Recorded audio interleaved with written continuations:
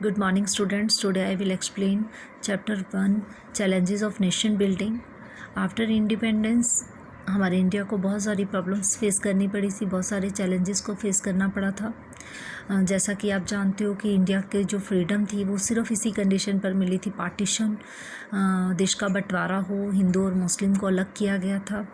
और उस टाइम लोग जो थे माइग्रेट हो रहे थे, रिफ्यूजीज बोला गया उन्हें, जो हिंदू मुस्लिम के अंदर वहाँ पाकिस्तान के अंदर रहते थे और वो इंडिया की तरफ माइग्रेट हो रहे थे। और सबसे बिगेस्ट जो प्रॉब्लम आई वो क्या थी, इंटीग्रेशन ऑफ प्रिंसली स्टेट की आई। ठीक है, इसमें क्या बताया गया कि 565 स्टेट्स ऐसे स्टेट्स थे जो डेमोक्रेसी नहीं चाहते थे, वो अपना कंट्री चाहते थे, वो अपना रूल चलाना चाहते थे, वो अपने स्मॉल कंट्री बनाना चाहते थे। उनकी विश थी वो इंडिया को ज्वाइन करें या पाकिस्तान को ज्वाइन करें, वो स्मॉल कंट्री बनाना चाहते थे। ठीक है, क्योंकि वो इंडिया में नहीं रहना चाहते थे, उनका वो अपना रूल बनाना चाह रहे थे। ठीक है, वो इंडिया की डेमोक्रेसी को ज्वाइन करने में इंटरेस्टेड नहीं थे। फर्स्ट है आपका त्रैवानकोर निज़ाम। ठीक है, निज़ाम हैदराबाद, वो कहते थे हम फ्री हैं, इंडिपेंडेंस है। नवाब, भोपाल के नवाब, वो भी ये कहते थे हम फ्री हैं और हमें किसी टाइप की कोई रिस्ट्रिक्शंस नहीं चाहिए, हम अपने रूल्स बनाएंगे, हम खुद ही डिसीज़न मेकर और डिसीज़न टेकर होंगे, हमारी जो प्रजा है वो इसी चीज़ को मानेगी। 565 स्टेट्स देख लो ऐसे थे। लेकिन गवर्नमेंट ने ये सब कैसे संभाला, ये बहुत मुश्किल था। अब गवर्नमेंट अप्रोच क्या थी, वो थ्री कंसिडरेशंस दिए गए, जिसमें क्या किया गया। फर्स्ट था हमारा ज्वाइन इंडिया, ऑटोनॉमी और इंटीग्रेशन। सरदार वल्लभ भाई पटेल, जो कि हमारे चीफ मिनिस्टर भी रहे, सरदार वल्लभ भाई Patel is the iron man of India.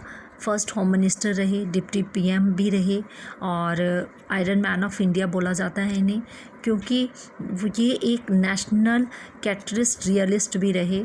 Nationalist catalyst realist की शॉर्ट फॉर्म है एनसीआर।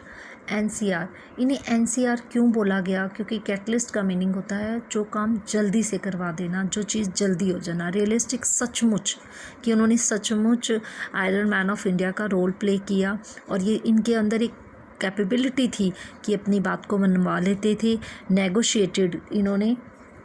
नेगोशिएटेड मीन किसी को अपनी बातचीत करने के ढंग से अपने तरीके से बड़ी सूझबूझ से उस चीज़ को मना लेना। Negotiated with princely state.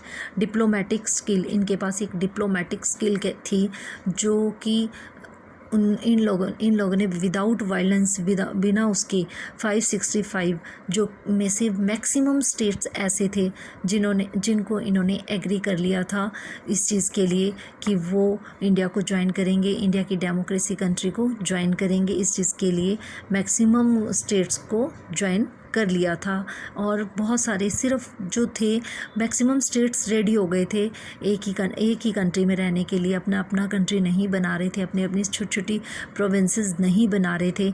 But 3 जो थे बहुत मुश्किल आ रही थी जिनको एग्री करना, वो कौन थे, कश्मीर, जूनागढ़ एंड हैदराबाद। कश्मीर, जूनागढ़ एंड हैदराबाद जो था कि आफ्टर इंडिपेंडेंस और बिफोर इंडिपेंडेंस बहुत ही लार्जेस्ट स्टेट था ये। इसके अंदर कर्नाटका, आंध्र प्रदेश, महाराष्ट्र ये भी इंक्लूड थे। बट आफ्टर इंडिपेंडेंस इनको डिवाइड किया गया, इसका बॉर्डर फिक्स किया गया। और आज की डेट में अगर हम एट प्रेजेंट देखते हैं, आंध्र प्रदेश जो है वो आंध्र प्रदेश को भी 2 पार्ट्स में डिवाइड कर दिया गया है। आंध्र प्रदेश पर प्लस तेलंगाना के साथ इसको कर दिया गया है।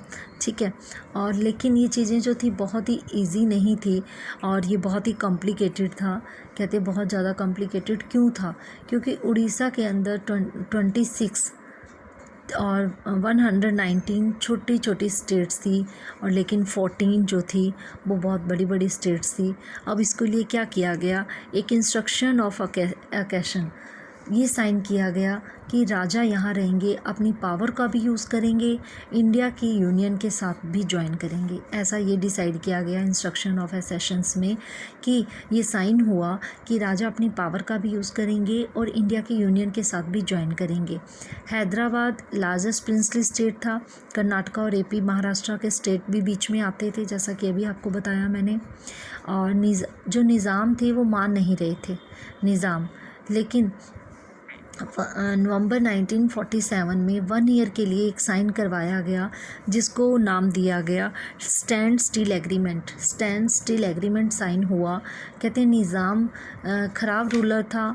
वर्कर जो भी थे वो क्या कर रहे थे, तेलंगाना के आवाज़ आवाज़ स्टार्ट कर दी उन्होंने करनी, खड़े हो गए, क्योंकि निज़ाम बहुत ही ख़राब रूलर था, वो बहुत बुरे स्टेप उठा रहा था। तो लोगों को क्लियर हो गया था कि नहीं, ये तो सब गलत हो रहा है। निज़ाम ने कहा कि राजा कार्स को बोला गया, इसे बोल सकते हैं, उस टाइम बहुत ही बुरा हो रहा था। सितंबर 1948 में अपनी आर्मी भेजी गई कि निज़ाम को सरेंडर करना पड़ा।